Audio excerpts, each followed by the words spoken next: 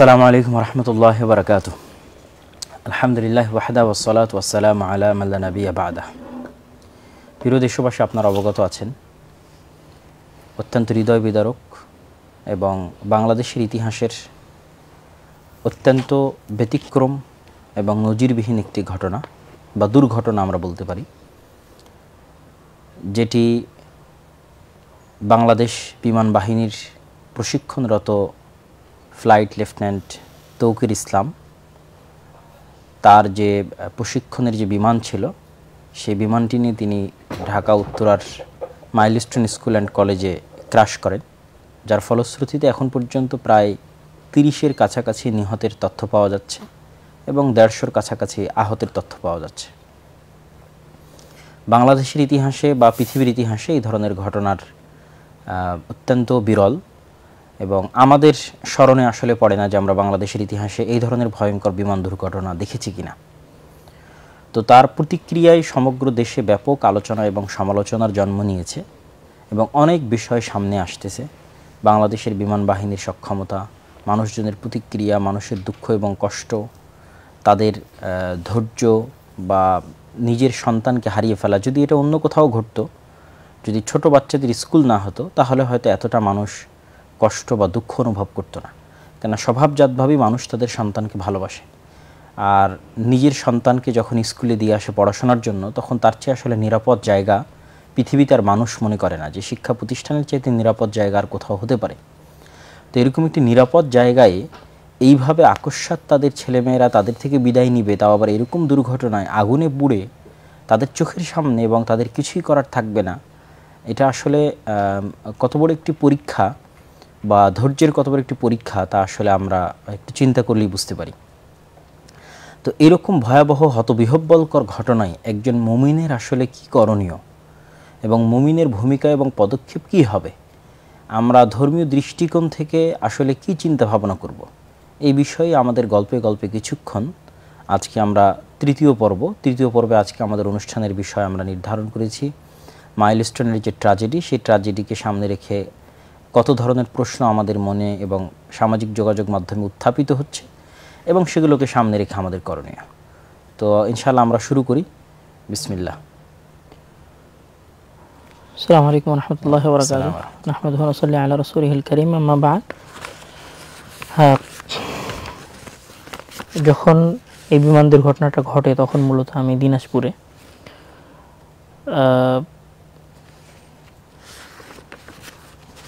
সেই দিনগুলোর মধ্যে মনে হয় আমি দিনাজপুরের কিছু স্কুলে ছিলাম, কিছু স্কুল দর্শনে গিয়েছিলাম ওই মুহূর্তের ঘটনা আর কি।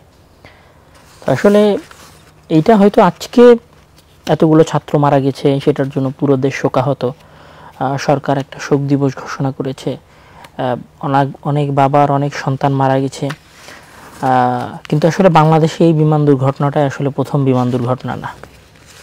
আমি যদি বলি যে 1991 থেকে নিয়ে শুরু করে 2025 সাল পর্যন্ত এই 34 বছরে বাংলাদেশে প্রায় 32টারও বেশি বিমান দুর্ঘটনা হয়েছে। মানে এটা 32 নম্বর বিমান দুর্ঘটনা।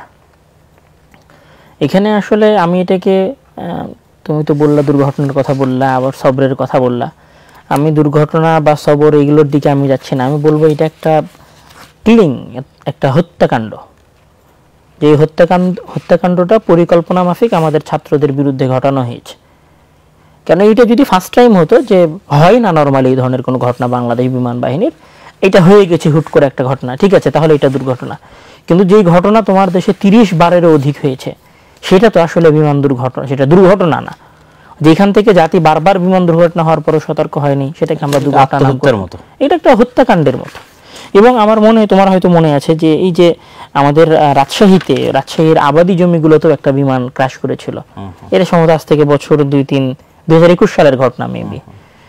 তো এই ধরনের বিমান ক্র্যাশের ঘটনা অহরহ বাংলাদেশে 2021 সালে ঘটেছে। 2015 সালে প্রায় 3বার বিমান দুর্ঘটনা হয়েছে 2015 সালে। তারপরে 2014 সালে 2বার বিমান দুর্ঘটনা হয়েছে, 2013 সালে 2বার হয়েছে, 2012, 2010, 2009, মানে 1991 থেকে যদি হিসাব করা হয় তাহলে 34 বছরে বাংলাদেশে প্রায় 32 বারেরও বেশি, মানে গড়ে প্রতি বছর একটা করে বিমান দুর্ঘটনা হয়েছে। কিন্তু আসলে সেগুলো থেকে আমরা কোনো শিক্ষা নিই নাই। তো এখানে আমি আসলে আফসোসের চাইতে আমার ক্ষোভটা অনেক বেশি।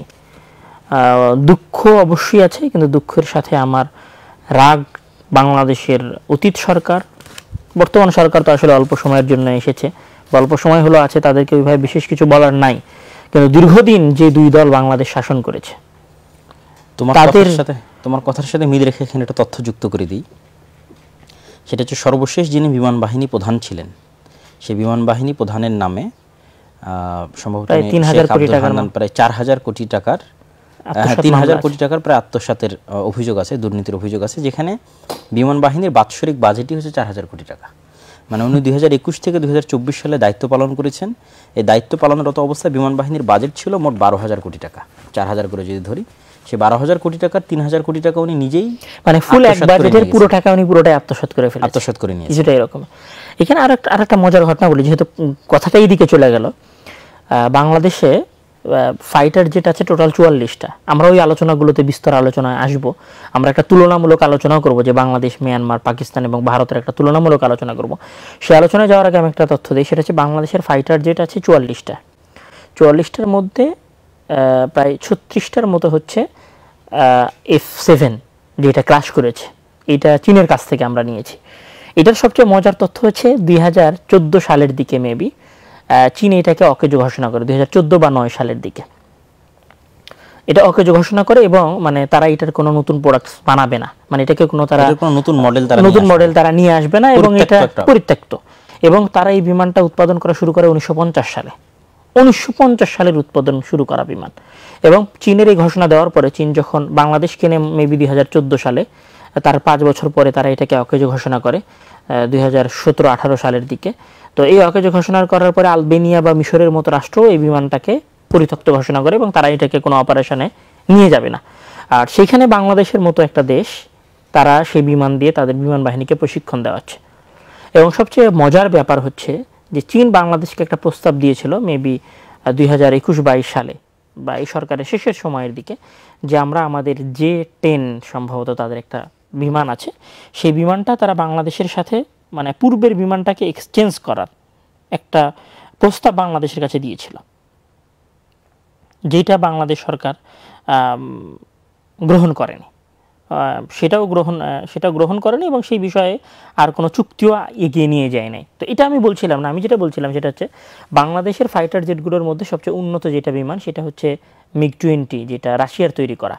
সেটা বাংলাদেশের আছে 8 পিস, তার মধ্যে 6টা অপারেশনে আছে, বা 5টা বা 4টা অপারেশনে আছে, আর বাকিগুলো অকেজো। মানে আমাদের সবচেয়ে পাওয়ারফুল বিমানের মধ্যে অর্ধেক হচ্ছে অপারেশনের যোগ্য, আর বাকি অর্ধেক অপারেশনের যোগ্য না। যেগুলো অপারেশনের যোগ্য না, সেইগুলোকে মেরামত করার জন্য বাজেট করা হয়েছে প্রায় 3100 কোটি টাকার মতো, এটা বিগত সরকারের শাসন আমলে। তো যে দেশে এগুলো চলতে পারে, যে দেশের বিমান বাহিনীর প্রধান 4-5 হাজার কোটি টাকা লোপাট করতে পারে, যে দেশে মেরামতের উপর কোটি কোটি টাকার বাজেট হতে পারে, কর্মকর্তাদের অন্তত 10 জনের বিরুদ্ধে দুদকের তদন্ত চলমান আছে।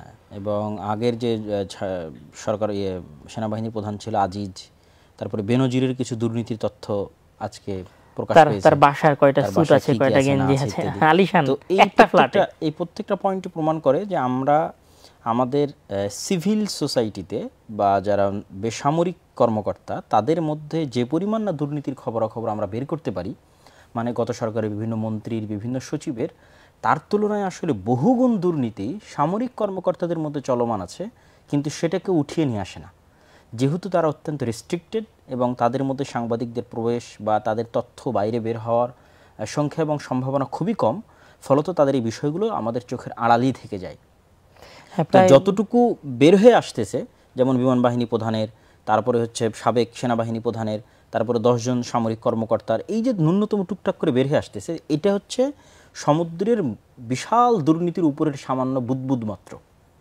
তো এই জিনিসটাকে সামনে রেখে আমি মনে করি যে এই জিনিসটাকে সামনে রেখে সামরিক বাহিনীর দুর্নীতির উপর সামরিক কর্মকর্তাদের দিয়ে নয়, বরং সিভিল কর্মকর্তাদের দিয়ে বা বিচার বিভাগের কর্মকর্তাদের দিয়ে একটা নিরপেক্ষ তদন্ত হওয়া উচিত, যাতে সামরিক খাতে সরকার যে বাজেটটা দেয়, সেই বাজেটটা যাতে সত্যিকারভাবে সামরিক খাতের জন্য ব্যয় হয়। একে তো আসলে এখানে যেটা বিষয়, সেটা হচ্ছে একে তো বাংলাদেশের যে সামরিক বাজেট, সেইটা পাকিস্তান, ভারতের চাইতেও অনেক কম। আমি যদি বলি পাকিস্তানের বাজেট হচ্ছে প্রায় $9 বিলিয়ন মতো, যদিও বা আজকে পাকিস্তানের রুপি অনেক বাংলাদেশের চাইতে কম, মানে বাংলাদেশের 100 টাকা নিয়ে গেলে পাকিস্তানে প্রায় 200 রুপির মতো হয়। আজকে আমরা তাদের রিজার্ভ নিয়ে হাসাহাসি করতেছি, আর কোনো কিছু নিয়ে হাসাহাসি করছি, কিন্তু 2024 সালে তাদের বাজেট ছিল সামরিক খাতে প্রায় $9 বিলিয়ন।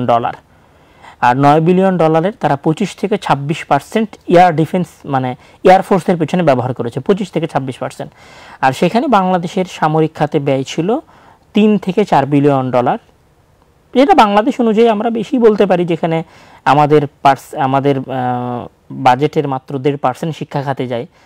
সেই জায়গায় যদি 3 থেকে 4 বিলিয়ন ডলার, প্রায় 40,000 কোটি টাকার মতো বাংলাদেশ সরকার সামরিক খাতে ইনভেস্ট করে, তাহলে যেখানে 40,000 কোটি টাকার মতো ইনভেস্ট হয়, সেখানে আসলে কত হাজার কোটি টাকার লোপাট হয়, এবং সেটা কয়টা আসলে বাইরে আসে, কোটি টাকার বাস্তবে সামগ্রী ক্রয় করা হয়।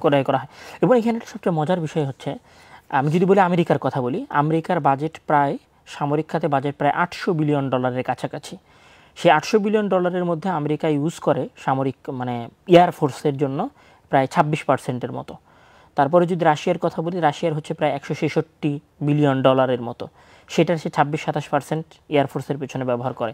কিন্তু যেহেতু তার একটা বিশাল এরিয়া হচ্ছে ল্যান্ড, জমিনের, এই জন্য সে অধিকাংশ খরচ করে তার আর্মির জন্য, সামরিক খাত তার সেকেন্ড। এর বিপরীতে যদি আমরা চায়নার কথা বলি, চায়না প্রায় $266 বিলিয়ন খরচ করে সামরিক খাতে, $266 বিলিয়ন। সেইটার ওই রকম 20 থেকে 25% হচ্ছে এয়ারফোর্সের পেছনে, মানে 20 থেকে 25% এয়ারফোর্সের পেছনে, মানে মূল সামরিক খাতের খরচের। ভারত প্রায় $73 বিলিয়ন খরচ করে, আর তার এয়ারফোর্সের পেছনে খরচ করে, মানে সেনাবাহিনীগুলো বাদ দিয়ে এয়ারফোর্সের পিছনে তার স্পেসিফিক খরচ হচ্ছে 23 থেকে 25% ডলার। পাকিস্তানেরও খরচ হচ্ছে $9 বিলিয়ন, ভারতের তুলনায় অনেক কম। যেখানে ভারতের $73 বিলিয়ন, সেখানে পাকিস্তানের খরচ হচ্ছে সামরিক খাতে মাত্র $9 বিলিয়ন। কিন্তু $9 বিলিয়ন দিয়েও ভারত এবং পাকিস্তানের রিসেন্ট যে যুদ্ধ হলো, সেই যুদ্ধতে যদি আমরা নিরপেক্ষ বিবেচনার দিক থেকে কথা বলি, তাহলে আমরা এটাই বলবো যে পাকিস্তান ভারতকে এক প্রকার নাকানি চুবানি খাইয়েছে। যেখানে ভারত ইসরায়েলের এয়ার ডিফেন্স সিস্টেম ব্যবহার করেছে, তারপর রাশিয়ার এয়ার ডিফেন্স সিস্টেম ব্যবহার করেছে, সেগুলো সব কিছু ব্যবহার করে পাকিস্তানের সাথে আসলে সে খুব একটা পেরে ওঠেনি। তার বিপরীতে বাংলাদেশ $2 থেকে $3 বিলিয়ন খরচ করে। পাকিস্তানের চাইতে অর্থনৈতিকভাবে একটা শক্তিশালী রাষ্ট্র পাকিস্তানের চাইতে সামরিক খাতে কম ব্যয় করে। আর এই পুরো ব্যয়ের যেটা সবচেয়ে মজাদার বিষয়, সবচেয়ে মজাদার অংশ, সেটা হচ্ছে যে পাকিস্তান, ভারত সহ পুরো পৃথিবীর সামরিক বাজেটের মূল একটা খরচ হচ্ছে এয়ারফোর্সের পেছনে, মানে মূল সবচেয়ে বেশি খরচ তারা করে এয়ারফোর্সের পেছনে। আর সেখানে বাংলাদেশে এয়ারফোর্সের পেছনে সবচেয়ে কম খরচ করা হয়। বাংলাদেশের আর্মির পেছনে খরচ হয়, এয়ারফোর্সের পেছনে খরচ হয়। দিয়ে রাখি যে এয়ারফোর্সের পেছনে যদি এত কম খরচ হয়, তো তার মধ্যে আবার আরেকটা বিষয় কি, যে অপচয় এবং দুর্নীতির বিষয়ের মধ্যে একটা মজার তথ্য দিয়ে রাখি, যে গোফ রাখার জন্য ভাতা প্রদানের ব্যবস্থা আছে। গোফ রাখার জন্য ভাতা প্রদানের ব্যবস্থা আছে, মানে অর্থ খরচ করার কোথাও জায়গা নাই, তখন অর্থ কোথায় খরচ করতে হবে, প্রকৃত জায়গায় খরচ না করে কোথায় খরচ করা হচ্ছে, এই তথ্যটা হয়তো অনেকেই জানবে না। তারপরে বিভিন্ন অনুষ্ঠানের নামে এবং যত নিম্ন লেভেলের কর্মকর্তা আছে বা সাধারণ সৈনিক আছে, তাদেরকে সেই সমস্ত বড় অফিসারদের বউ, ছেলে, মেয়ে, তাদের বিভিন্ন অনুষ্ঠান, সেগুলোতে উপস্থিত হওয়া, গার্ড দেওয়া, জাস্ট এই সমস্ত কাজই বেশিরভাগ লাগিয়ে রাখা হয়, মানে যারা নিম্ন স্তরের সাধারণ যারা সৈনিক আছে। এটা তো তাদেরকে গরুর মতো খাটান, দাসের মতো ব্যবহার করা হয়, তাদের ব্যবহার করা হয়। এখানে শুধু এটা না, আসলে আজকে কথা বলতে আসতেছে বাংলাদেশ সেনাবাহিনীর এবং বাংলাদেশ এয়ারফোর্স এবং নৌবাহিনীর ভেতরের এরকম অসংখ্য তথ্য আছে, যেগুলো মানুষ হয়তো দেশের স্বার্থে বাইরে আনে না, এবং অনেক সেনাবাহিনীর সদস্য হয়তো কষ্টের স্বার্থে বা নিরাপত্তার স্বার্থে বাইরে আনে না।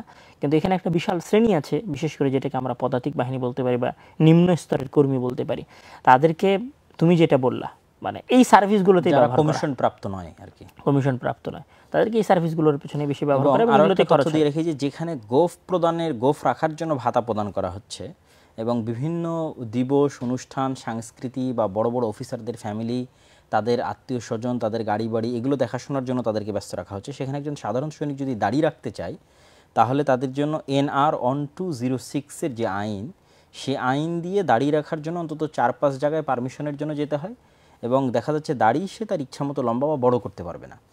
তাহলে একদিকে যেমন তারা দুর্নীতি করে অকেজো জায়গায় টাকা পয়সা নষ্ট করতেছে এবং দুর্নীতি করতেছে, ঠিক সাধারণ মুসলমান যারা সৈনিক হিসেবে যোগ দিয়েছে তাদেরকে দাসের মতো খাটাচ্ছে, আবার ওই সমস্ত সাধারণ মুসলমানেরা যে তার ধর্মীয় স্বাধীনতা পালন করবে সেই ধর্মীয় স্বাধীনতা পালনের ন্যূনতম সুযোগও নাই। এবং কয়দিন আগে ফেসবুকে একটা আমরা পোস্ট করেছিলাম একজনের, যে মিসাইল নিয়ে গবেষণা করতে চেয়েছিল বাংলাদেশে। শরীফ আবু হায়াত উপু ভাই তার তো ওই মিসাইল নিয়ে গবেষণা করতে চাইবে, সে MISTর একজন স্টুডেন্ট বা MISTতে পড়তো, তো তার পিছনে এত পরিমাণ গোয়েন্দা নিযুক্ত করা হয়েছে যে যেন বাংলাদেশ মিসাইলে স্বয়ংসম্পূর্ণ না হতে পারে বা এই ধরনের নলেজ যেন অর্জন না করতে পারে। এবং সেক্ষেত্রে আমাদের পার্শ্ববর্তী দাদাবাবুদের দেশের ব্যাপক ভূমিকা আছে। আর এই সমস্ত বর্তমান বাংলাদেশের সামরিক কর্মকর্তাদের একটা বড় যোগাযোগ আছে পার্শ্ববর্তী দাদাবাবুদের দেশের সাথে, এবং সেখানে বিভিন্ন প্রশিক্ষণের নামে যাতায়াত, ঘোরাফেরা, বিভিন্ন ট্যুর, এগুলো দিয়ে তাদের ব্রেনকে কবজা করা এবং তাদের মধ্যে এক প্রকার মনস্তাত্ত্বিক গোলামি তথা পার্শ্ববর্তী দেশ, কেন বাংলাদেশ আসলে কাকে শত্রু মনে করে সে সামরিক বাজেট বাড়াবে? এটা চোখ বন্ধ করলেই খুব ভালো জানার বিষয় যে তিন দিকে যার সীমানা বেশি তাকে শত্রু মনে করে তাকে সামরিক বাজেট বাড়াতে হবে। সে আমার শত্রু না হলেও তাকে শত্রু মনে করে বাজেট বাড়াতে হবে। সেই জায়গায় মনস্তাত্ত্বিক গোলামি ঢুকিয়ে দেওয়ার জন্য প্রচুর পরিমাণে এখানে ভারতের পক্ষ থেকে বাজেট আছে, যে এই দেশের সামরিক কর্মকর্তারা বিভিন্ন কিছু শিখতে, ঘুরতে, ট্যুর দিতে, ওই দেশে ঈদের মার্কেট করতে, দার্জিলিংয়ে বিভিন্ন জায়গায়, এমনকি আমাদের যে ফ্লাইট লেফটেন্যান্ট যে তৌকির ইসলাম মারা গেছে তার ট্রেনিংও কিন্তু ভারতে হয়েছে, তারও একটা অংশের ট্রেনিং সে কিন্তু ভারতে গ্রহণ করেছে। তো এই মনস্তাত্ত্বিক গোলামির কারণে কিন্তু বাংলাদেশ না এখন পর্যন্ত এয়ার ডিফেন্স সিস্টেম তৈরি করতে পেরেছে।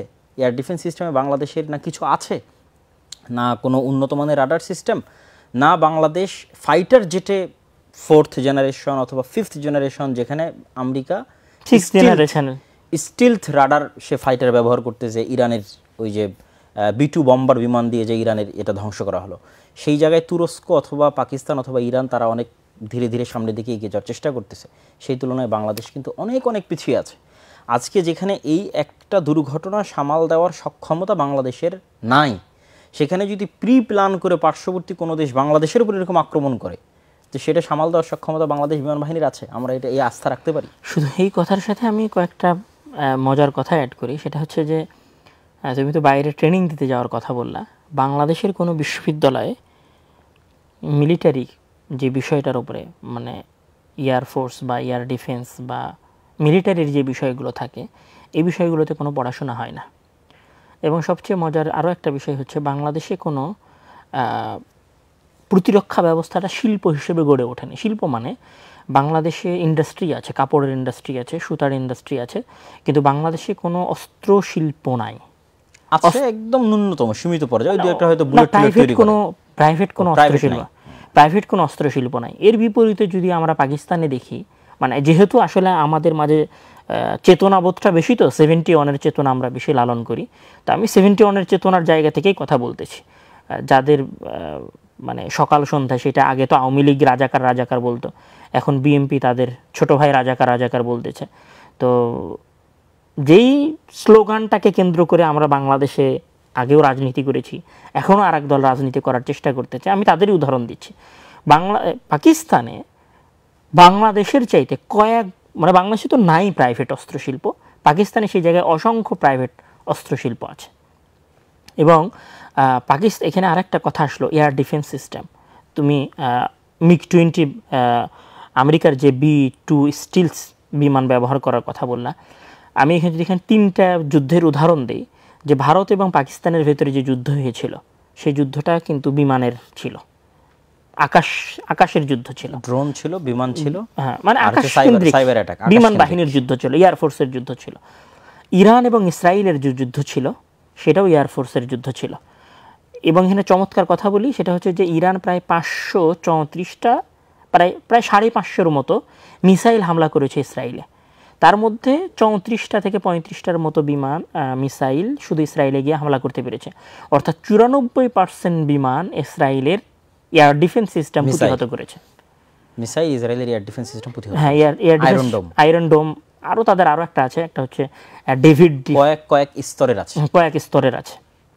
তো সেগুলো তারা প্রতিহত করেছে। এবং আমেরিকা তার মূল বাজেট রাখতেছে এয়ারফোর্সের পেছনে। এবং অন্যদিকে ইউক্রেন রাশিয়ার বিরুদ্ধে যে যুদ্ধ করতেছে, সেই যুদ্ধেও ইউক্রেন যে প্রতিরক্ষা ব্যবস্থা প্রতিষ্ঠা করেছে, সেটাও হচ্ছে তারা ইসরায়েলের একটা ডিফেন্স সিস্টেম আছে, সেই ডিফেন্স সিস্টেমটাকে ব্যবহার করার চেষ্টা করতেছে, যেটাকে তারা বলতেছে ডেভিড কি জানো এটা আমার মনে আসতেছে না, সেটা তারা ব্যবহার করতেছে। তো ইউক্রেনও এই যুদ্ধে এয়ার ডিফেন্সটাকে মূল মনে করতেছে। তাহলে সারা পৃথিবীতে যে যুদ্ধ মূলত চলতেছে, সেই যুদ্ধ মানে আগামীর যুদ্ধ যদি আমি বলি, তাহলে আগামীর যুদ্ধ পদাতিক বাহিনী বা সেনাবাহিনী বা আর্মির চাইতে বেশি নির্ভর করবে এয়ার ফোর্সের উপরে, আর এটা দিয়ে শুরু হবে। আর সেইটা যদি আমরা বিবেচনা করি, তো তার বিপরীতে বাংলাদেশে এয়ার ফোর্সে কিছু নাই বললেই চলে। এখানে তিনটা জিনিস আমরা সামারি করতে পারি। এক নম্বর হচ্ছে যে ফাইটার জেট, 2 নম্বর হচ্ছে এয়ার ডিফেন্স সিস্টেম, 3 নম্বর হচ্ছে রাডার। এয়ার ডিফেন্সের মধ্যে রাডার আসবে, 3 নম্বর হচ্ছে ড্রোন। তো এই তিনটে জিনিসকে সামনে রেখে আমরা যদি বলি ভারত পাকিস্তানের যুদ্ধ, ইরান ইসরায়েলের যুদ্ধ, বা রাশিয়া ইউক্রেনের যুদ্ধ, বা ইন ফিউচারের যুদ্ধ, তো আমার মনে হয় তিনটেতে বাংলাদেশ অনেক দুর্বল অবস্থায় আছে। ফাইটার জেটও অনেক পিছিয়ে আছে, এয়ার ডিফেন্স সিস্টেম তথা তার নিজস্ব আকাশকে সে রক্ষা করবে সেটা তো অনেক দুর্বল অবস্থায় আছে। আর 3 নম্বর যদি বলি ড্রোন, তাহলে হয়তো ইদানিং লাস্ট তুরস্ক থেকে কিছু কামিকাজি ড্রোন নাকি একটা ড্রোন বাংলাদেশ কিনেছে, ওইটা ছাড়া আসলে ড্রোনে তেমন কোনো অগ্রগতি বাংলাদেশের নাই। আর এয়ার ডিফেন্স এবং ফাইটার জেটে একদম বেকার অবস্থা আর কি, আমরা যদি একদম স্বাভাবিক ভাষায় বলি। চীন থেকে আমাদের দেশের সরকার একটা এয়ার ডিফেন্স সিস্টেম কিনেছিল, যেটা হচ্ছে FM-90 স্বল্প পাল্লার একটা বিমান বিধ্বংসী ক্ষেপণাস্ত্র। তার লিমিটেশন হচ্ছে 7 মিটার থেকে মানে 15 কিলোমিটার পর্যন্ত। সেটা আসলে গণনার মধ্যে পড়ে, আমি এটা পড়ে 15 কিলোমিটার পর্যন্ত আর কি। আমি যদি একটু বলি যে এর বিপরীতে S-400 যেটা রাশিয়ার S-400 এর কিলোমিটার হচ্ছে 400 কিলোমিটার পর্যন্ত, মানে 400 কিলোমিটার দূরের কোনো 400 কিলোমিটার দূরে যদি কোনো মিসাইল আসে সেটাতে সে ডিটেক্ট করতে পারে এবং সেটাতে সে হামলা করতে পারে, পাল্টা সে হামলা করতে পারে। এবং বর্তমান পৃথিবীর আসলে প্রতিযোগিতাটাই চলছে এয়ার ডিফেন্স সিস্টেমের উপরে। মানে বর্তমান পৃথিবীতে যারা যেটা করার চেষ্টা করতেছে, তাদের চেষ্টার মূল একটা অংশ হচ্ছে, যেমন চায়না বলল যে স্টিলথ যে ফাইটার জেট, যেটা রাডারকে ফাঁকি দিতে পারে আমেরিকার, সেটাকে ধরার মতো প্রযুক্তি চায়না তৈরি করে ফেলেছে। এটা বলছে quantum defence system, quantum physics দিয়ে হয়তো, হ্যাঁ এটা ফিজিক্স দিয়ে তৈরি করেছে। এটা চলমান একটা প্রজেক্ট। পৃথিবীতে সবচেয়ে চ্যালেঞ্জিং এখন প্রজেক্ট হচ্ছে কোয়ান্টাম প্রজেক্ট বা কোয়ান্টাম কম্পিউটারিং এর ক্ষেত্রে বলতে পারি, কোয়ান্টাম ফিজিক্সকে সামনে রেখে সামনের দিকে আগানো। এটা অত্যন্ত ক্ষুদ্র থেকে ক্ষুদ্রতী অংশ নিয়ে কাজ করা। জি, তো সব মিলিয়ে আমরা যদি এয়ারফোর্সের উপরে আমাদের কথাটুকু টানি, তো অন্যদের আমরা যে জায়গায় বলছিলাম আর কি, কথাটা একটু এলোমেলো হয়ে গেল। ডিফেন্স সিস্টেমে আমাদের যেমন দুর্বলতা আছে, সামরিক যুদ্ধ বিমানে আমাদের তেমন দুর্বলতা আছে, এবং ড্রোনের ক্ষেত্রেও আমাদের দুর্বলতা আছে। সকল দুর্বলতাকে সামনে রেখে বাংলাদেশ সরকারের যে বাজেট এয়ারফোর্সের জন্য সেটা অনেক কম। এবং এখানে একটা মজার কথা বলি, যেটা আমি বলতে যাচ্ছিলাম শুরুতে, সেটা হচ্ছে যে সবাই এয়ারফোর্সে বাজেট দিচ্ছে, বেশি করতেছে, আর বাংলাদেশে এয়ারফোর্সের বাজেট হচ্ছে সেনাবাহিনীর মানে সামরিক খাতের বাজেটের মধ্যে সবচেয়ে কম অংশ পায় আসলে এয়ারফোর্স। আসলে কার ভয়ে, কার ইশারায় বাংলাদেশ আসলে এয়ারফোর্সের সবচেয়ে কম বাজেট রেখেছে? এবং একটা মজার বিষয়, বাংলাদেশ একসময় রাশিয়ার কাছ থেকে একটা ট্রেনিং বিমান কেনার চেষ্টা করেছিল, ফাইটার জেট, যেটার মূল উদ্দেশ্য ছিল মানে ওইটা যদি কেউ ট্রেনিং নেয়, এটা হচ্ছে তাদের ভাষায় 130, রাশিয়ার ভাষায় কি যেন বলে এটাকে। তো সেটাতে ট্রেনিং দিলে যেটা সুবিধা হয় যে ওই বিমানে ট্রেনিং দেওয়ার পরে রাফায়েল বা F-60 এরকম যে কোনো ধরনের বিমান ওই পাইলট পরিচালনা করতে পারে। এই প্রযুক্তি বাংলাদেশ মানে এইটার প্রতি বাংলাদেশ 15-16 সালের দিকে আগ্রহ দেখালেও বাংলাদেশ এরপরে এই চুক্তির দিকে আর আগ্রহ দেখায় নাই। মানে কার ইশারায় আসলে চুক্তিটা বন্ধ হয়ে গেছে সেটা আল্লাহ তাআলাই ভালো জানে বলতে আমরাও জানি এবং বাংলাদেশে আলোচনা হচ্ছে। এবং সবচেয়ে মজার বিষয় হচ্ছে নীলফামারীর যে বিমানবন্দর, দক্ষিণ এশিয়ার সর্ববৃহৎ বিমানবন্দর, সামরিক বিমানবন্দর, অথচ সেই বিমানবন্দরের কোনো সামরিক বিমান ঘাঁটি, অথচ সেই বিমান ঘাঁটির কোনো কার্যক্রম নাই। তাহলে বাংলাদেশে আমি এটা বলবো যে বাংলাদেশে প্ল্যানিং বাংলাদেশের বিমান বাহিনীটাকে ডিমোটিভেটেড, অবহেলিত এবং বাধ্য করে ছোট করে রাখা হয়। আর তার বিপরীতে বাংলাদেশ যেটাতে সবচেয়ে শক্তিশালী এবং বাংলাদেশে যে জিনিসটা আমদানি করা হয়েছে এবং বাংলাদেশ যেটাতে সারা পৃথিবীর চেয়ে এগিয়ে আছে, সেটা যে চেতনার ব্যবসা আর রাজনীতি, সভাপতি, সহসভাপতি, ছাত্রনেতা, চাঁদাবাজি, দুর্নীতি। আসলে 53 বছরে একটা বিষয়ে বাংলাদেশ সারা পৃথিবীতে সর্বোচ্চ স্থান অধিকার করেছে যদি আমরা বলি। এবং এটাই যদি বাংলাদেশের সফলতা যদি আমরা বলি, তাহলে এই 53 বছরে বাংলাদেশের 53 বছরে আমাদের সফলতা হচ্ছে 71 এর চেতনা। এর বাইরে আর কোনো কিছু নাই। এই জায়গায় আসলে আমরা যাকেই পরিষ্কার করার চেষ্টা করি না কেন, বাংলাদেশে যারাই 53 বছরে ক্ষমতায় এসেছে তারা সবাই বাংলাদেশের এয়ারফোর্সের দুর্বলতার জন্য দায়ী, এবং তারা সবাই বাংলাদেশের 34 বছরের 32টা বিমান দুর্ঘটনার জন্য দায়ী, তারাই বাংলাদেশের এয়ার ডিফেন্স সিস্টেমে সবচেয়ে দুর্বল থাকার জন্য দায়ী। আজকে হয়তো মানুষ ফ্র্যাঙ্কলি, আমি এখানে বলি, আজকে হয়তো মানুষ ফ্র্যাঙ্কলি কথা বলতে পারতেছে, তাই এই বিষয়গুলো আসতেছে। যদি আজকে দলীয় সরকার থাকতো তাহলে আজকে ওই বিষয়গুলো আসতো না। এবং বাংলাদেশের নতজন পররাষ্ট্রনীতি, নতজন কেন মানে এয়ার ডিফেন্স সিস্টেমে বা বাজেট কেন বাড়াতে পারতেছে না, বা যেটা তুমি বললা যে এগুলোতে কেন আসলে সামনের দিকে আগানো যাচ্ছে না, কোন ইঙ্গিত বা কোন আকার বা কোন প্রবলেম, সেটা হচ্ছে বাংলাদেশের নতজন পররাষ্ট্রনীতি। এই জায়গা থেকে যদি বাংলাদেশ বের হতে চায় তাহলে বাংলাদেশকে চায়না এবং পাকিস্তান এবং তুরস্ক, এই যে বেল্টটা আছে, এই বেল্টের সাথে তার সামরিক সক্ষমতা, সামরিক যোগাযোগ এবং সামরিক চুক্তি বাড়াতে হবে। এবং এটাতে আসলে কারো কথায় কান দেওয়া যাবে না, এটা নিজস্ব স্বাধীনতার জন্য এটা জরুরি। এটা কারো কথায় কান দিয়ে এটাতে পিছিয়ে না, থাকলে এখানে হবে না। আসলে মানে আমি বলি এটাও আসলে চেতনার সমস্যা থেকেই শুরু। মানে আমাদের দেশের মানুষ কেন এইটা মনে করে যে ভারত আমাদের বন্ধু, ঠিক আছে, ওকে, ভারত আমাদের বন্ধু, 71-এ ভারত আমাদেরকে সাহায্য করেছে, ঠিক আছে, তর্কের খাতিরে মেনে নিলাম যে ভারত 71-এ আমাদেরকে সহযোগিতা করেছে, তারা আমাদের বন্ধু, ঠিক আছে, অন্ধ হয়েই মেনে নিলাম। কিন্তু এর মানে কি এইটা যে আমরা আমাদের সামরিক খাতে কোনো উন্নয়ন ঘটাতে পারবো না? বা এর মানে কি এইটা যে আমরা নিজেদেরকে শক্তিশালী করতে পারবো না? এই জায়গায় কেন আমাদেরকে ভারতের কথা শুনতে হবে? 71-এ ভারতের পক্ষ থেকে একটা 7 দফা চুক্তি করা হয়েছিল বাংলাদেশের তৎকালীন অন্তর্বর্তী সরকারের সাথে। যে চুক্তির মধ্যে একটা দফা ছিল যে বাংলাদেশের নিজস্ব স্বাধীন সেনাবাহিনী থাকবে না, বাংলাদেশের মিলিশিয়া টাইপ কিছু সীমিত অস্ত্রের ব্যবহারের বাহিনী থাকবে যারা অভ্যন্তরীণ নিরাপত্তা রক্ষা করবে। আর বাংলাদেশের পুরো পররাষ্ট্রনীতি এবং বাংলাদেশের পুরো সামরিক সিস্টেম আমাদের শান্তির বিষয়টা, নিরাপত্তার পার্শ্ববর্তী দেশ দেখবে। তাহলে যেহেতু ওই সময় থেকে তাদের এই মেন্টালিটি ছিল, সুতরাং এটা তো তারা কন্টিনিউয়াস চাপাতেই থাকবে। এবং সবচেয়ে যে বিষয়গুলো অসন্তুষ্টির যে বিষয়গুলো এসেছে, সেই বিষয়গুলো তো স্পষ্ট যে আসলে ভারত চায় না, আমাদের দাদা বাবুরা চায় না যে আমরা শক্তিশালী হই, সামরিক দিক থেকে আমাদের এবং আমাদের পররাষ্ট্রনীতি স্বাধীন হোক, এটা তারা কোনোভাবেই চায় না। এবং এখানে কথা আসলো, তাই বলি, এই যে আমাদের পাশের মায়ানমার, যদি মায়ানমারের সামরিক খাতের কথা বলা হয়, আমাদের সামরিক খাতে বাজেট হচ্ছে 699 কোটি টাকা, 699 কোটি মার্কিন ডলার। সেখানে মায়ানমারের সামরিক খাতের ব্যয় হচ্ছে 270 কোটি মার্কিন ডলার।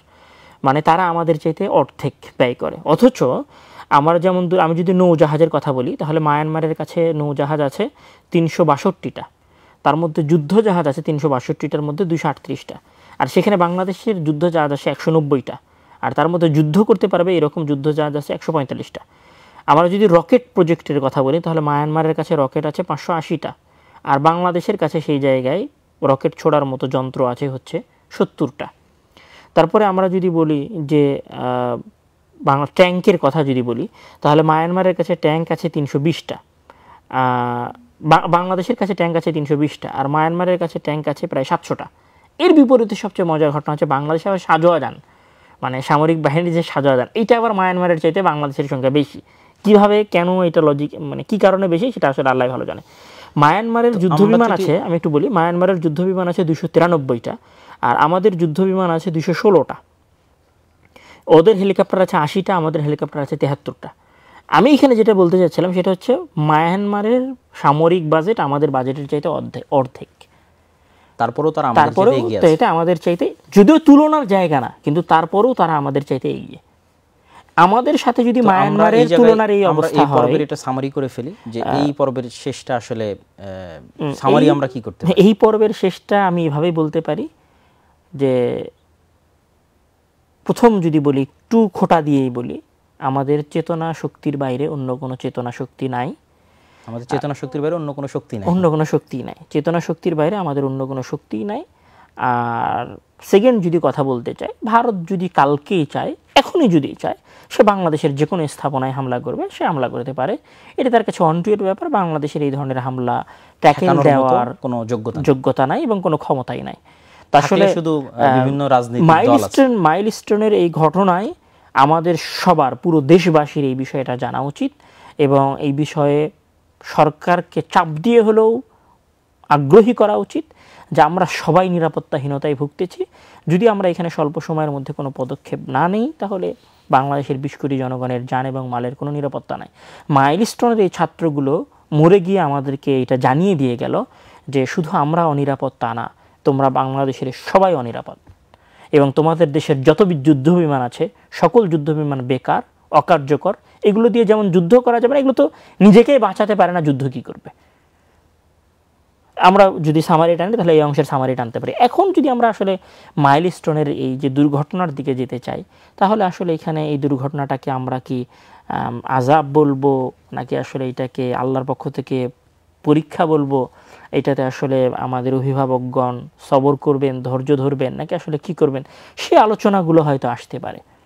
না, সে আলোচনা অবশ্যই করা দরকার, কেননা মানুষ দুনিয়াবী আলোচনা তো আসলে সবাই করবে, এবং দুনিয়াবী আলোচনা যে শুধু আমরা করছি তা নয়, বরং সমগ্র ফেসবুক জুড়ে যদি আমরা দেখি, সমগ্র ইউটিউব জুড়ে যদি আমরা দেখি, টিভি চ্যানেল জুড়ে যদি আমরা দেখি, তাহলে সকল জায়গায় দুনিয়াবী আলোচনাটাই বেশি প্রাধান্য পায়। তো আমরাও যদি আসলে শুধু দুনিয়াবী আলোচনার মধ্যেই সীমাবদ্ধ থাকি, তাহলে আমরা আসলে অন্যদের থেকে আলাদা হলাম কীভাবে? কেননা মুসলমান হিসেবে আমরা বিশ্বাস করি যে আমাদের এই দুনিয়া আসলে খেলতামাশার জায়গা, এবং আমাদের আসল জায়গা হচ্ছে পরকাল, এবং আমাদের সবাইকে মৃত্যুবরণ করতে হবে আজ অথবা কাল।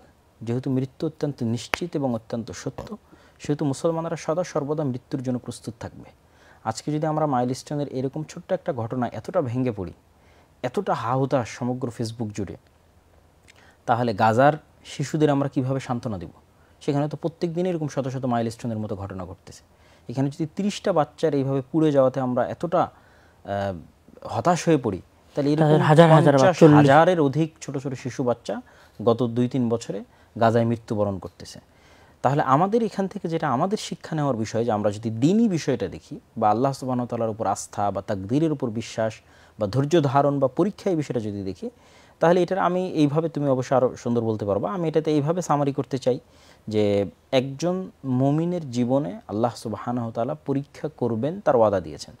ওয়ালানাবলুওয়ান্নাকুম বিশাইইন মিনাল খাউফি ওয়াল জু'i ওয়া নাকসিম মিনাল আমওয়ালি ওয়াল আনফুস, তাদের জানেরও পরীক্ষা হবে, মানে সে মারা যাবে, তার ছেলে মেয়ে মারা যাবে, অন্য পরীক্ষা তো হবেই, ধন সম্পদ থেকে শুরু করে বিভিন্ন ক্ষয়ক্ষতি সেটা তো হবেই, মানুষের মৃত্যুবরণের মাধ্যমে পরীক্ষা হবে।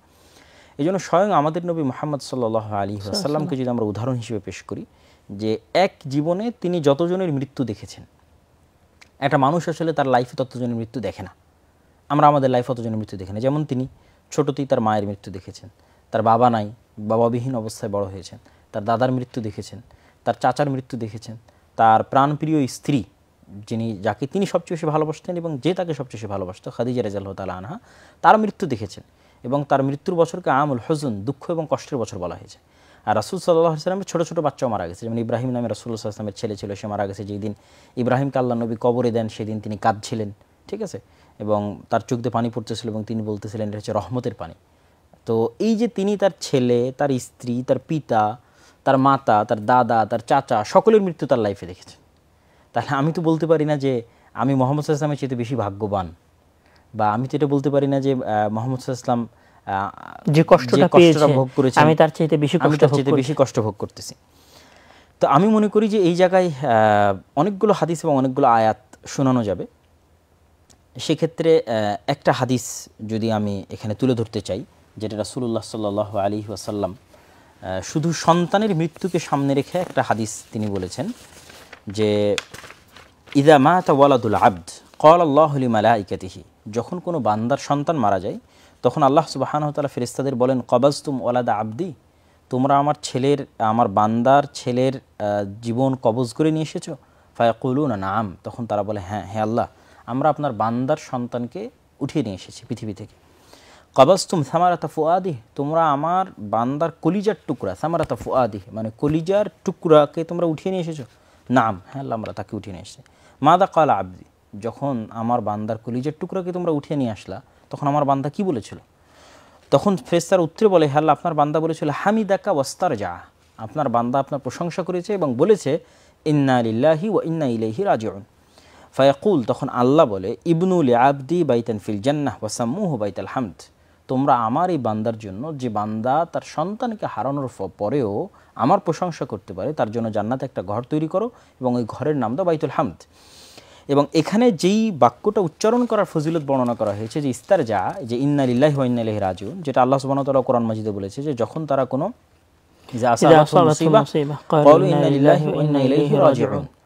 যে তারা যদি কোনো বিপদগ্রস্ত হয়, তারা ইন্না লিল্লাহি ওয়া ইন্না ইলাইহি রাজিউন বলে। এই জিনিসটা আমরা মুখে বলি, ফেসবুকে ব্যবহার করি, কিন্তু এটার গূঢ় রহস্যটা কিন্তু আমাদের জানা নাই। সেটা হচ্ছে যে আমি ঘোষণা দিচ্ছি যে আমি আমার নিজের মালিক না, আমার মালিকও আল্লাহ।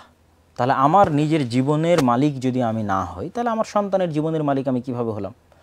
আর আমরা সবাই যেহেতু একদিন না একদিন আল্লাহর কাছে ফিরে যাব, একদিন আগে অথবা একদিন পরে, তাহলে আল্লাহ সুবহানাহু ওয়া তাআলা আমার সন্তান উঠিয়ে নিলে তিনি চাইলে আমাকে উঠিয়ে নিতে পারতেন, এটা তার কাছে কঠিন কিছু নয়। তাহলে আমরা এখানে ঘোষণা দিচ্ছি যে আমি নিজেরই মালিক না, তাহলে আমার সন্তান, আমার টাকা পয়সা, আমার ধন দৌলত, সেগুলোর মালিক আমি কীভাবে হই? তাহলে ওইটা হারানোতে আমি কষ্ট কীভাবে পাই? সব কিছুর মালিকই আল্লাহ, আল্লাহই উঠিয়ে নিয়েছে, আমাকে চাইলে আল্লাহ আমাকে উঠিয়ে নিতে পারতেন। তাহলে যেহেতু আমার সব কিছুর মালিক এবং দেনেওয়ালা আমাকে দিয়েছেন আল্লাহ সুবহানাহু ওয়া তাআলা, তো আল্লাহ উঠিয়ে নিয়েছেন, এই জন্য আমি আল্লাহর সিদ্ধান্তের উপর সন্তুষ্ট আছি এবং রাজি এবং খুশি আছি।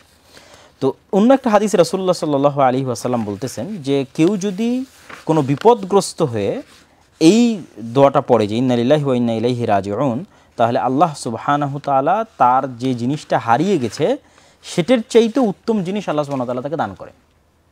তো উম্মে সালামা রাদিয়াল্লাহু তাআলা আনহা একবার বলছিলেন যে আমার তো স্বামী হারিয়ে গেছে, তা আমি ইন্না লিল্লাহি ওয়া ইন্না ইলাইহি রাজিউন বলে আমি আসলে কি পাবো? আমি আর চেয়ে উত্তম কী পাবো? পরবর্তীতে দেখা গেল যে উম্মে সালামা রাদিয়াল্লাহু তাআলা আনহা রাসূল সাল্লাল্লাহু আলাইহি ওয়াসাল্লামের সাথে বিবাহ হয়েছে।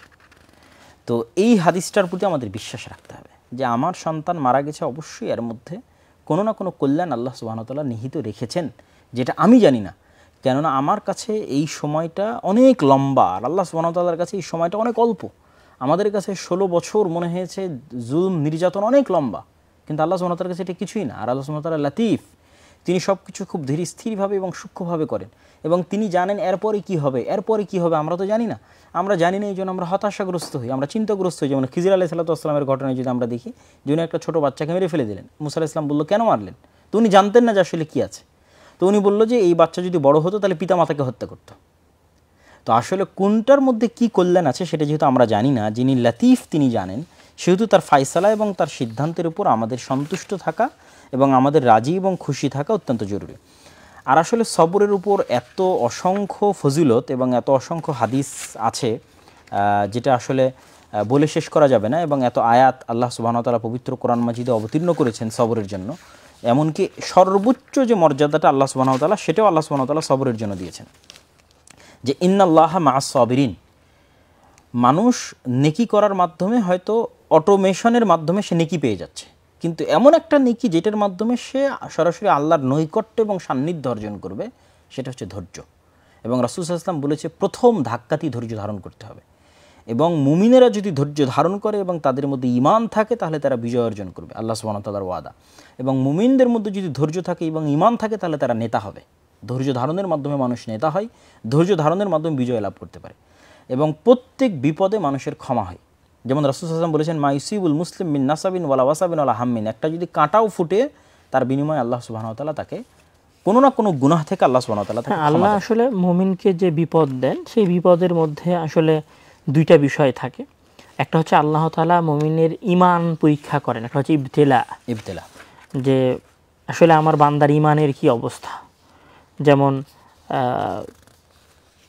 মহান আল্লাহ তাআলা বিভিন্ন নবীগণকে পরীক্ষা করেছেন, ইউসুফ আলাইহিস সালাতু ওয়াস সালাম, ওয়াইদ ইবতালা ইব্রাহিম রাব্বুহু, এবং যে 5 জনকে উলুল আজম বলা হয়, যে সেই 5 জনের মূল কারণই হচ্ছে তাদেরকে আল্লাহ অনেক বেশি পরীক্ষা করেছেন এবং তারা পরীক্ষায় ধৈর্য ধারণ করেছে। একটা হচ্ছে এখানে একটা বিষয় আছে, একটা হচ্ছে পরীক্ষায় ধৈর্য ধারণ করা। আল্লাহ তাআলা বান্দাকে পরীক্ষা করার জন্য বিপদ দেন, এটা আমাদেরকে জানতে হবে। এটা যখন বান্দা মুমিন থাকে, একদম মুমিন বান্দার উপরে যদি বিপদ আসে, তাহলে আমরা সেটাকে বলবো যে আল্লাহ তাআলা তাকে পরীক্ষা করছেন তার ঈমান যাচাই করার জন্য। আর যখন বান্দা একটু পাপী হয়, তখন আল্লাহ তাআলা বান্দাকে যেটা বিপদটা দেন সেটাকে উকুবা বা অনেকেই আযাব বলছেন।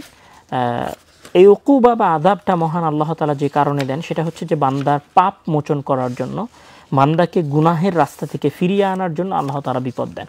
তো আমরা বলতে পারি যে বিপদটা আসলে বান্দার উপর দুইভাবে আসে। মানে একটা হচ্ছে মুমিন বান্দার উপরে বিপদ আসে তাকে পরীক্ষা করার জন্য, আর একটা হচ্ছে পাপী বান্দার উপরে মহান আল্লাহ তাআলা বিপদ দেন তাকে পাপ থেকে ফিরে নিয়ে আসার জন্য এবং তার পাপ মোচন করার জন্য। যেই কথাটা আমরা যদি দেখি যে ইবনুল কাইয়্যিম রাহিমাহুল্লাহ বলেছেন, যে উনি যে কথাটা বলেছেন সেটা হচ্ছে আল বালাউ ইয়াকুনু লিল মুমিনি তামহিসান ওয়া রাফআন ওয়াল উকুবাতু তা'দীবুন লিল মুযনিব ওয়াল আযাবু ইস্তিসালুন ওয়া ইন্তিকামুন লিল কাফির। যে আল্লাহ তাআলা পরীক্ষা করেন মুমিনকে তার মর্যাদা বাড়িয়ে দেওয়ার জন্য, আর শাস্তি দেন পাপী বান্দাকে তাকে শিষ্টাচার শিক্ষা দেওয়ার জন্য। আর মূলত আল্লাহ তাআলা কাফেরকে আযাব দেন, শাস্তি দেন। তাহলে আমরা এটা বলতে পারি যে বিপদটা মূলত তিন ধরনের হয়। একটা হচ্ছে পরীক্ষা করার জন্য, একটা হচ্ছে বান্দার পাপ মোচন করা এবং বান্দাকে শিক্ষা দেওয়ার জন্য এবং পাপ থেকে নেকির পথে ফিরে যাওয়ার জন্য। আর আল্লাহ তাআলা কাফেরকে শাস্তি দেন, তাকে এটা শাস্তি হিসেবে শাস্তি দেন।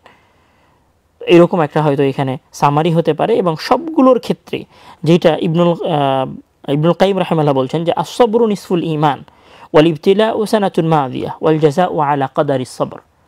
মানে সবর নিসফুল ঈমান, ঈমানের অর্ধেক হচ্ছে সবর। মানে আসলে বান্দা আল্লাহ তাআলার উপরে কতটুকু বিশ্বাস স্থাপন করে সেইটা মূলত তার সবরের উপর নির্ভর করে। মানে বান্দা কত ধৈর্যশীল সেটাই নির্ধারণ করে যে বান্দা আসলে কতটুকু ঈমানদার। এবং আল জাযাউ আলা কদারিস সবরি, এবং আল্লাহ তাআলা সবরের মানে যে বিপদটা দিলেন, আমার উপরে যে বিপদটা দিলেন, এই বিপদের আসলে আমি কি প্রতিদান পাবো, এই প্রতিদানটাও নির্ভর করবে যে আমার সবরের উপরে। মানে আমি যত বেশি ধৈর্য ধারণ করতে পারবো, যত কম কথায়, যত কম আফসোসে ধৈর্য ধারণ করব, আল্লাহ তাআলার প্রতিদান তত বেশি হবে। আমি যদি একদম বেশি কথা বলি, আল্লাহ আমাকে কেন দিল, কি দরকার ছিল, এরকম হলে হয়তো বিপদটা আসতো না, এরকম করলে হয়তো বিপদটা আসতো না, তখন জাযা প্রতিদান কমতে যায়। আর বান্দা যখন প্রথম বিপদেই বলেছে হাসবুনাল্লাহ ওয়া নি'মাল ওয়াকিল বা ইন্না লিল্লাহি ওয়া ইন্না ইলাইহি রাজিউন, যদি প্রথম বিপদে বান্দা এই কথা বলতে পারে, তাহলে আল্লাহ তাআলা তাকে তার এই বিপদের পূর্ণ জাযা দেন, যেটা ইবনুল কাইয়িম রাহিমাহুল্লাহ বলছেন।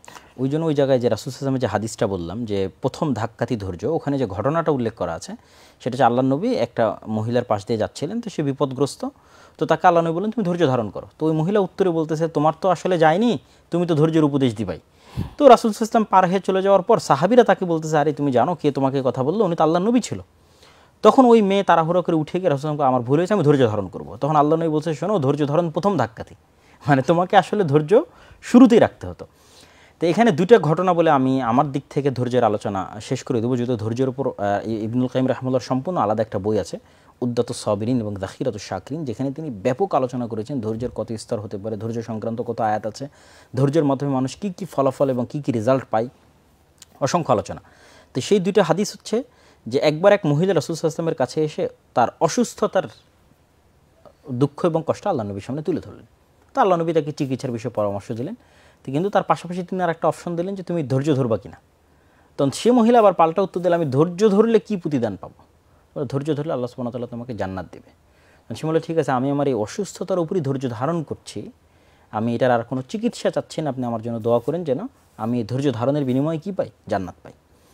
আর আরেকটা হাদিস সেটা হচ্ছে যে তালহা রাদিয়াল্লাহু তাআলা আনহু তিনি একদিন তার ছেলে মারা যায়, তো তার স্ত্রী তার ছেলে মৃত্যুবরণের কোনো খবর তার স্বামীকে তিনি দেননি।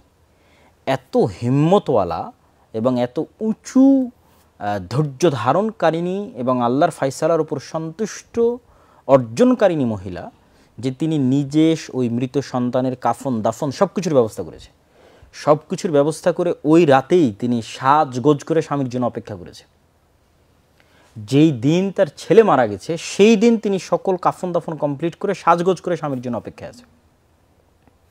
তারপরে রাতে ধীরস্থিরভাবে স্বামীকে বলতেছে বিছানায় গিয়ে যে আল্লাহ, মানে এরকম একটা বাক্য আছে যে যদি আল্লাহ কোনো আমানত দেয় বা আল্লাহর দেওয়া যদি কিছু থাকে সেটা যদি আল্লাহ নিয়ে যেতে চায় আপনি দিবেন না? হ্যাঁ অবশ্যই দেবো। আল্লাহ সুবহানাহু ওয়া তাআলা আপনাকে ছেলে দিয়েছিল, আল্লাহ আপনার ছেলে নিয়ে গেছে। তো তার আগ পর্যন্ত উনি তার স্বামীকে জানতেই দেননি যে এত বড় দুর্ঘটনা ঘটে গেছে। এবং পরবর্তীতে ওই রাতের ফলে তিনি আবার পরবর্তীতে তিনি পরবর্তীতে আবার সন্তান সম্ভবা হন এবং আল্লাহ সুবহানাহু ওয়া তাআলা সন্তান দান করে। তো এই যে ধৈর্য ধারণের দুটো ঘটনা এবং আরও অসংখ্য ঘটনা আছে। আমরা ইউসুফ আলাইহিস সালাতু ওয়াস সালামের ঘটনা যদি বলি, যে তার মতো দুঃখ কষ্ট তো আমরা কখনই পাইনি। ছোটবেলায় পিতামাতা থেকে হারিয়ে যাওয়া, মানুষের বাড়িতে কাজ করে খাওয়া, জেলখানায় 7 বছর খাটা, মিথ্যা বাবা আইয়ুবের ধৈর্য, হ্যাঁ। এবং তারপরে হচ্ছে আরেকটা ধৈর্য ধারণের ঘটনা বলতে পারি আমরা আসহাবুল হুদুদ, যাদেরকে আগুনে পুড়িয়ে দেওয়া হয়েছিল।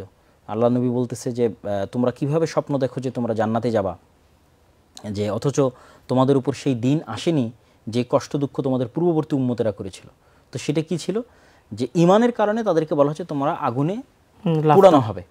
তখন ছোট্ট একটা বাচ্চা সহ মা চিন্তা করতেছে আমি যদি ঈমান ত্যাগ করি তাহলে আমার বাচ্চা বেঁচে যাবে, আর যদি আমি ঈমান ত্যাগ না করি তাহলে আগুনে বাচ্চা সহ পুড়তে হবে, তাহলে আমি কি করব?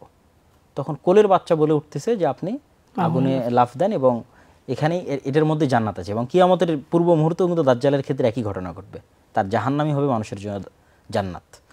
তো এই বিপদ আপদগুলো দিয়ে কিন্তু আল্লাহ মানুষের ঈমানকে শক্তিশালী করে এবং মানুষকে খুব পাওয়ারফুল করে। যেমন আমি যদি মনে করি যে গাজার মানুষের উপরে যে বিপদ, তাদের যে পরিমাণ ঈমান শক্তিশালী হচ্ছে, তারা দাজ্জালের ফিতনা মোকাবেলা করার জন্য প্রস্তুত হয়ে যাচ্ছে।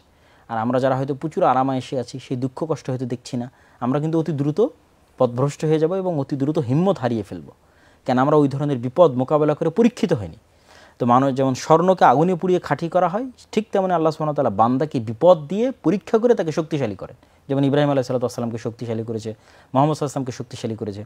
তো আমার আলোচনার একদম শেষে চলে আসছি, সেটা হচ্ছে সবর এবং রেজার মধ্যে একটা পার্থক্য করেছে ইবনুল কাইয়িম রাহিমাহুল্লাহ। রেজা হচ্ছে সন্তুষ্টি। তো উনি বলতেছেন যে সন্তুষ্টির লেভেলে সবাই পৌঁছতে পারে না। যেমন ওই মেয়েটা বললো যে আমি অসুস্থতার চিকিৎসাই করব না, মানে সে তার উপর যে বিপদ আসতেছে সেটা স্বেচ্ছায় মেনে নিচ্ছে এবং সেটার উপর সন্তুষ্ট থাকতেছে। এই পর্যায়ে খুব কম সংখ্যক মানুষ পৌঁছতে পারে। আর এই পর্যায়ে পৌঁছার জন্য মানুষকে চেষ্টাও করতে হবে এরকমটা নয়, কেননা মানুষের স্বাভাবিক গতি অনুযায়ী তাকে আগাতে হবে। নাহলে অনেক সময় দুর্বল ইমানদারের মানুষ যদি ওইরকম পর্যায়ে পৌঁছার চেষ্টা করে, সে অনেক সময় ইমান হারিয়েও ফেলতে পারে। তো যাদের ইমান খুব মজবুত, একমাত্র তারাই রেজার পর্যায়ে পৌঁছার জন্য চেষ্টা করতে পারে, যে আমি আমার সাথে যা ঘটেছে আল্লাহ সুবহানাহু ওয়া তাআলার এই সিদ্ধান্তে শুধু ধৈর্য ধারণ করছি না, বরং ওই সিদ্ধান্তের উপর সন্তুষ্টি প্রকাশ করছি এবং আনন্দ প্রকাশ করছি যে আমার প্রতিপালক আমার জন্য এই সিদ্ধান্ত গ্রহণ করেছে। যেহেতু আমার প্রতিপালক আমার জন্য এই সিদ্ধান্ত গ্রহণ করেছে, তো আমি সিদ্ধান্তের উপর সন্তুষ্ট।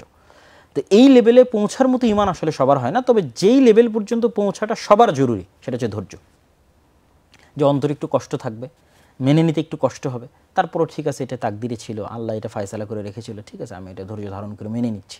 পরিপূর্ণ সন্তুষ্টির সাথে নয়, কিন্তু ধৈর্য ধারণ করা এতটুকু প্রত্যেক মুমিনের কর্তব্য। আসলে আমাদের এই কথাগুলোর সাথে মাইলস্টোনের এই ঘটনা, বাংলাদেশের সামরিক সক্ষমতার এই কথাগুলোর আসলে আমরা কিভাবে কানেকশন জুড়ব? আসলে বাংলাদেশের মাইলস্টোনের যে ঘটনা, সেই ঘটনার সাথে এই পরের অংশের কানেকশনটা হবে অভিভাবকদের সাথে, যাদের বাচ্চা হারিয়ে গেছে। মানে পরের অংশ যেটা আমরা ধৈর্য এবং আল্লাহর সিদ্ধান্তের উপর সন্তুষ্টির যে আলোচনাটা করলাম, এবং আমরা যারা এটি দেখে কষ্ট পাচ্ছি, তাদের প্রত্যেককে মনে করতে হবে যে এরকম নিষ্পাপ নিষ্কলুষ ছোট ছোট বাচ্চাগুলো, তারা এরকম একটা বিপদের সম্মুখীন হলো কোনো প্রকার অপরাধ ছাড়া। গাজার বাচ্চার কি অপরাধ? তারও তো কোনো অপরাধ নাই। তাদেরকে এর চেয়েও বেশি ভয়ঙ্করভাবে আকাশ থেকে সে বিমান ধ্বংস করে দিয়ে যাচ্ছে। তাহলে আমাদের রাস্তা কি? আমাদের রাস্তা হচ্ছে আল্লাহ সুবহানাহু ওয়া তাআলার সিদ্ধান্তের উপর সন্তুষ্ট এবং মনে করা অবশ্যই এর মধ্যে কোনো না কোনো কল্যাণ আছে।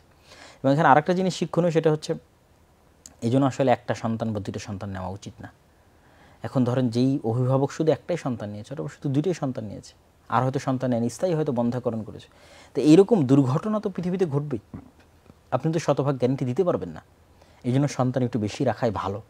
এই জন্য শাইখ আব্দুর রাজ্জাক বিন ইউসুফ বহু বক্তব্যে বলেছে যে সন্তান একটা দুইটা না মরলে জান্নাত কিভাবে নিশ্চিত হবে। ওনার কিন্তু বহু বক্তব্যে বলা আছে।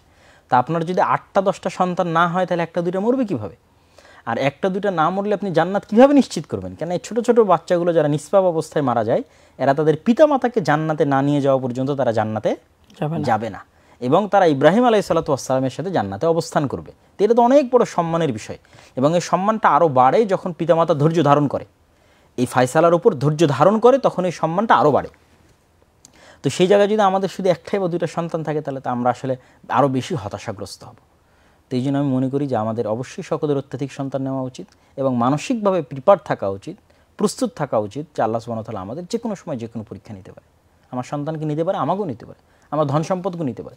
তাহলে এই পর্বের আলোচনাটা হচ্ছে মাইলস্টোনের যে শিক্ষার্থী, তাদের বন্ধুবান্ধব, তাদের ক্লাসমেট, তাদের ওই স্কুলের টিচার, ওই স্কুলের বাচ্চারা যারা মারা গেছে, তাদের অভিভাবক, সকলের জন্য এই পর্বের আলোচনাটা।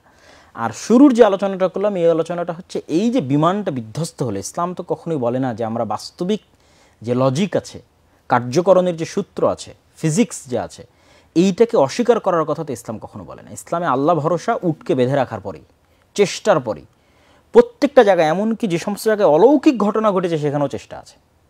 অলৌকিক ঘটনা বলতে আল্লাহ সুবহানাহু ওয়া তাআলা ফেরাউনকে ডুবিয়ে দিলেন, এটা তো অলৌকিক ঘটনা। তো ওখানে কি মুসা আলাইহিস সালামকে কোনো প্রকার চেষ্টা করা ছাড়াই ফেরাউনকে ডুবিয়ে দিয়েছে না? মুসা আলাইহিস সালামকে বলা হয়েছে তোমার লাঠি বাড়ি মারো, এতটুকু চেষ্টাও তোমাকে করতে হবে। জাকারিয়া আলাইহিস সালামকে সন্তান দানের ক্ষেত্রে বলা হয়েছে যে তুমি 3 দিন চুপ করে থাকো, 3 দিন চুপ করে থাকো এবং আল্লাহর কাছে চাইতে হয়েছে, জিকির করতে হয়েছে, আল্লাহর তাসবিহ পাঠ করো। মুসা আলাইহিস সালাতু ওয়াস সালামকে আল্লাহ জিহ্বা ঠিক করে দিতে পারতেন, কিন্তু আমাকে দোয়া শিখিয়ে দেওয়া হয়েছে, রব্বি ইশরাহ লি সাদরি, এটা বলো, তাহলে আল্লাহ তোমার দোয়া শিখিয়ে দেন। কোনো কিছু আল্লাহ সুবহানাহু ওয়া তাআলা মানুষ চেষ্টা না করলে আল্লাহ সুবহানাহু ওয়া তাআলা দেন না। তো তার মানে কি আমরা এইভাবে আমাদের দেশকে, পুরো 20 কোটি জনগণকে পার্শ্ববর্তী দাদাবাবুদের দেশের সামনে একটা আত্মহত্যার বিশাল মঞ্চ এবং দ্বিতীয় গাজা হিসেবে উপস্থাপন করে দিব? কোনো প্রস্তুতি গ্রহণ করব না? আর এই 24-এর গণ অভ্যুত্থানের রক্তাক্ত ছাত্রদের মৃত্যুর উপর যে সরকার দাঁড়িয়ে আছে, সেই সরকারও যদি নতজানু হয়, সেই সরকারও যদি ফাইটার জেট ক্রয় করতে এদিকে ডানে বামে তাকায় এবং ভয় পায়, এবং তুরস্ক থেকে, পাকিস্তান থেকে, চায়না থেকে যদি উন্নত মানের ফাইটার জেট না ক্রয় করে, আমি তো দেখতেছি যে আমরা আগে ছিলাম ভারতের দাদাবাবুদের গোলাম, এই সরকার তো এসে দেখছি আমাদের পাশ্চাত্য প্রভুদের গোলাম বানানোর চেষ্টা করতেছে। জাতিসংঘের যে কি একটা মানবাধিকার কমিশনের যে অফিস, এখানে কথাটা চলে আসলো, আসলে মানবাধিকার কমিশনের ক্ষতি আছে, অবশ্যই ক্ষতি আছে, কিন্তু বাংলাদেশের রাজনীতিতে স্থিতিশীলতা নিয়ে আসার জন্য হয়তো এই ধরনের কিছু একটা প্রয়োজন আছে। না, এটা হচ্ছে, এটার ক্ষতির দিকটা বেশি। এটা প্রায় বাংলাদেশের সকল আলেম ওলামা এবং সকল যতগুলো ইসলামী দল আছে তারা এই বিষয়ে একমত যে এটার ক্ষতির দিকটা বেশি, এবং কোথাও গিয়ে তারা আসলে তেমন কোনো উপকার করতে পারেনি। এটার ক্ষতিটা কোথায় হবে? এরা মানবাধিকারের নাম দিয়ে সমকামিতা, এলজিবিটিকিউ, ওদের ক্ষমতায়ন এবং ওদের নিরাপত্তার ব্যবস্থা, বাকি আসলে যুদ্ধের কোনো নিরাপত্তার ব্যবস্থা তারা করতে পারবে, আজাদি তো পারেনি। আমার নিজের নিরাপত্তা আমাকেই করতে হবে, কেউ এসে করে দিবে না। সর্বশেষ আমরা একটা কথা দিয়ে আলোচনা শেষ করতে পারি। ইবনুল কাইয়িম রাহিমাহুল্লাহ বলছেন যে আল বালাউ ইমতিহানুম মিনাল্লাহি লিআবদিহি লিয়ারফা বিহি দারাজাত, আল্লাহ তাআলা তার মুমিন বান্দাকে পরীক্ষা করেন যেটা দিয়ে তার মর্যাদা বৃদ্ধি করে, ওয়া ইউকাফিরু আনহু খাতিআত, এবং এই পরীক্ষার মাধ্যমে তার আল্লাহ তাআলা পাপ মোচন করে দেন। আর ওয়া আম্মাল আযাব ফাহুয়া জাযাউন আলা যুনুবি ওয়াল মাআসি, আর আযাব শাস্তিটা হয় বান্দার পাপ এবং সীমালঙ্ঘনের কারণে। ওয়াইদা আসররা আলাইহাল আবদু ওয়ালাম ইয়াতুব, তো আল্লাহ তাআলা যেন আমাদের সকল অভিভাবকগণকে এই বিপদে ধৈর্য ধারণ করার তৌফিক দান করে, এবং আল্লাহ তাআলা যেন তাদের এই বিপদের মাধ্যমে তাদের গুনাহ মাফ করে দেয়। এবং তাদের এখানে গুরুত্বপূর্ণ কয়েকটা বিষয়, সেটা হচ্ছে যে আমরা এর আগের কয়েকটা লাইভে প্রশ্ন নিইনি। আচ্ছা, এই লাইভে গুরুত্বপূর্ণ কিছু প্রশ্ন আসছে। আসলে প্রশ্ন নিলে লাইভে মানুষ কানেক্টেড হয় বেশি, তাদের আজ অনেক কিছু জানার আগ্রহ থাকে। এর আগের 2 লাইভেও প্রচুর প্রশ্ন আসছে যে আব্দুর রহিম কেন আমাদের এই আলোচনায় উপস্থিত হয় না। আব্দুর রহিম দেশে নাই, আসলে আব্দুর রহিম মিশরে আছে, সে বাংলাদেশে আসলে আমরা তাকে লাইভে যুক্ত করবো ইনশাআল্লাহ। তো আব্দুর রহিম আসলে দেশে নাই, সে মিশর আল আজহার বিশ্ববিদ্যালয়ে মাস্টার্স করতেছে। এখানে একজন বলেছে জাতিসংঘের মানবাধিকার কমিশন নিয়ে কিছু বললে ভালো হয়। আপনার জিজ্ঞাসা ছাড়াই আমরা আসলে মানবাধিকার না, তারপর বাংলাদেশের রাজনৈতিক বিষয়গুলো নিয়ে একটা আলোচনা হতে পারে হয়তো, হ্যাঁ, আলাদা একটা দিনে সেটা আলোচনা হতে পারে। তবে অল্প একটু আমরা এখানে আসলে করে ফেলেছি।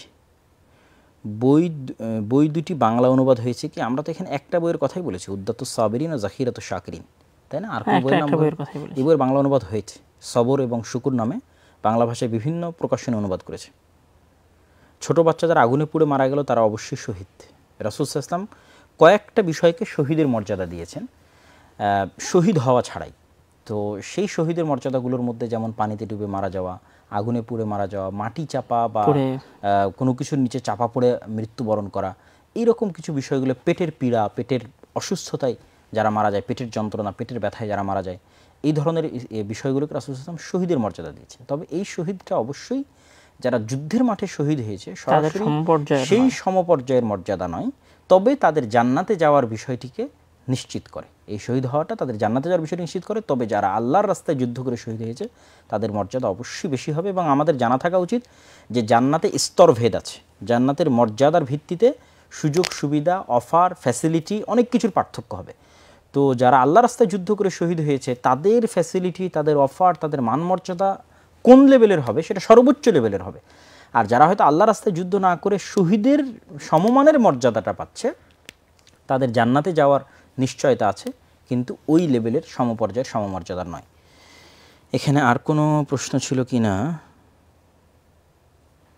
কোন পাপের কারণে দোয়া কবুল হয় না? আমার মনে হচ্ছে দিন দিন খারাপ হয়ে যাচ্ছে, আমার করণীয় কি? আমাদের অনুষ্ঠানের সাথে রিলেটেড প্রশ্ন। আচ্ছা, হ্যাঁ, আমাদের অনুষ্ঠানের সাথে রিলেটেড দেখলে ভালো হয়। আল্লাহকে পরীক্ষা করার একটা উপায় থাকা উচিত। এটা আসলে মানে নাস্তিক স্টাইলের প্রশ্ন করেছে আর কি। আসলে আল্লাহ সুবহানাহু ওয়া তাআলার সাথে আমাদের সম্পর্কের বিশ্বাসের জায়গাটা কিভাবে হবে? সেটা হচ্ছে যে আমি তো আসলে নিজেকে সৃষ্টি করতে পারিনি বা আমার নিজেকে সৃষ্টি করার সক্ষমতা নাই। মানুষ হয়তো রোবট তৈরি করতেছে, কিন্তু মানুষ তার একটা মানুষ বানাতে পারতেছে না। মানুষ তো রূহকে সৃষ্টি করতে পারতেছে না। মানুষ তো মানুষের মতো যে কলব, সেটাকে তো মানুষ সৃষ্টি করতে পারতেছে না। তাহলে যে আল্লাহ সুবহানাহু ওয়া তাআলা আমাকে সৃষ্টি করেছেন, সে আল্লাহ সুবহানাহু ওয়া তাআলার অসংখ্য নিয়ামত আমরা ভোগ করতেছি, এবং সেই নিয়ামতগুলোকে যদি আমরা সামনে রাখি, তাহলে আমাদের এই বিপদ আপদকে কিছু মনে হবে না। কেন কিছু মনে হবে না? দেখেন, ওই আসলে কথা লম্বা হয়েছে, শেষ করি, কেন কথাগুলো আমরা আগেও বলে ফেলেছি। ওয়াইন্না ইলাইহি রাজিউন, আমাদেরকে তো আল্লাহর কাছে যেতেই হবে। ভাই, আপনি যদি গ্যারেন্টি দিতে পারতেন যে হ্যাঁ পৃথিবীতে কেউ আজীবন বেঁচে থাকবে, তাহলে না হয় বুঝতাম যে মৃত্যুবরণ করা আল্লাহ কেন তাকে মৃত্যু দিল। মৃত্যুবরণ তো করতেই হবে, একদিন আগে অথবা একদিন পরে। আপনি কি কোনো নিশ্চয়তা দিতে পারবেন যে বাচ্চা আজকে মারা গেলে সে বাচ্চা আর 100 বছর পর বেঁচে থাকতো, আর 200 বছর বেঁচে? অসম্ভব, তাকে মৃত্যুবরণ করতেই হতো। সুতরাং এই জিনিসটা আগে নিশ্চিত হতে হবে যে আমাদের সকলকে মৃত্যুবরণ করতে হবে। অতএব মৃত্যুবরণ বড় কোনো বিপদ নয়, এটা বাস্তবতা। জাস্ট সময়ের পার্থক্য, ধরনের পার্থক্য।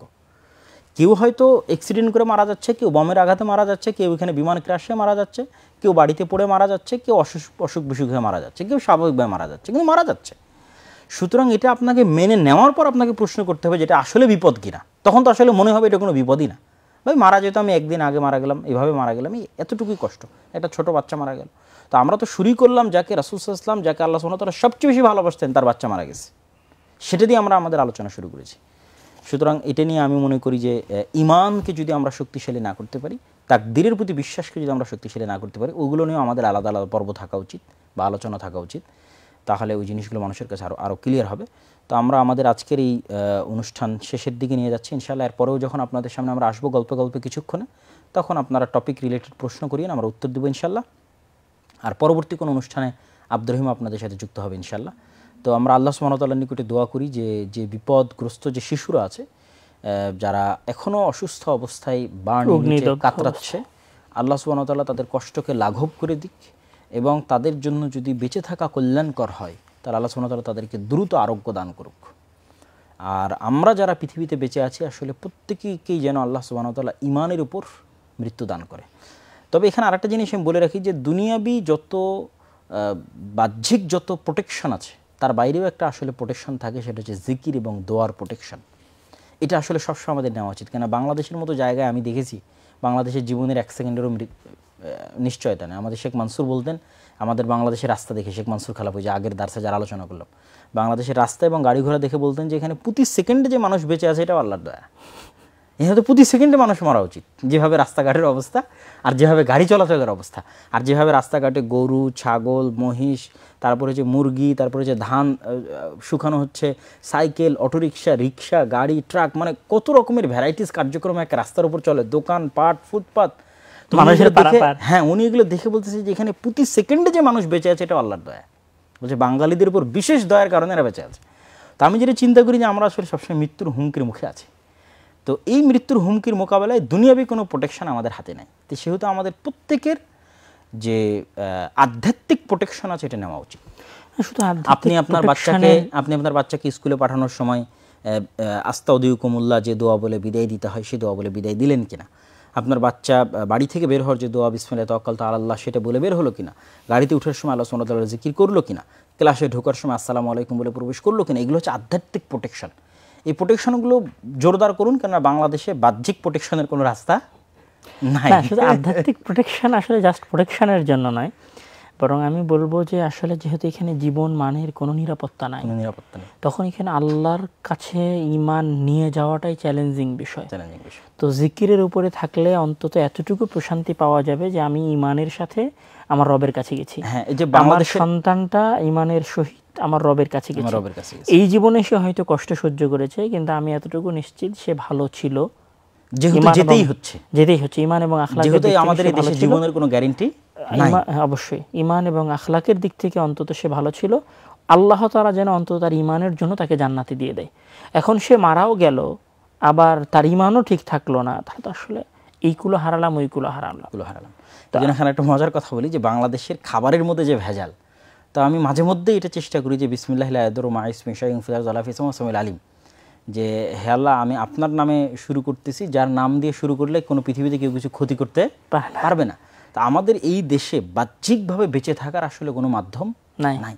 যেহেতু বাহ্যিকভাবে বেঁচে থাকার কোনো মাধ্যম নাই, আমরা তৈরি করার চেষ্টা করব, সেটা নিয়ে আমরা আলোচনা করলাম, সচেতনতা তৈরি করা, দেশের নেতৃত্ব ঠিক করা, কিন্তু যতক্ষণ নাই ততক্ষণ আমরা অন্তত জিকিরের মাধ্যমে আধ্যাত্মিক প্রোটেকশনটা আমরা নেওয়ার চেষ্টা করি আমাদের বাচ্চাদের, আমাদের সন্তানদের, আমাদের কবুল করুক। আমরা আলোচনা মনে হয় শেষ করতে পারি। আমরা আসলে আপনাদের থেকে বিদায় নিচ্ছি, আবারও দোয়া করি আল্লাহ সুবহানাহু ওয়া তাআলা আমাদের সকলকে ঈমানের উপর রাখুক, ঈমানের উপর মৃত্যু দান করুক, এবং যারা আসলে গেছে তাদেরকে আল্লাহ সুবহানাহু ওয়া তাআলা শাহাদাতের মর্যাদা দান করুক, যারা বেঁচে আছে তাদেরকে আল্লাহ সুস্থ দান করুক, আল্লাহুম্মা আমিন, এবং তাদের পরিবারকে আল্লাহ ধৈর্য ধারণ করার তৌফিক দান করুক। আল্লাহুম্মা আমিন। আসসালামু আলাইকুম ওয়া রাহমাতুল্লাহি ওয়া বারাকাতুহু।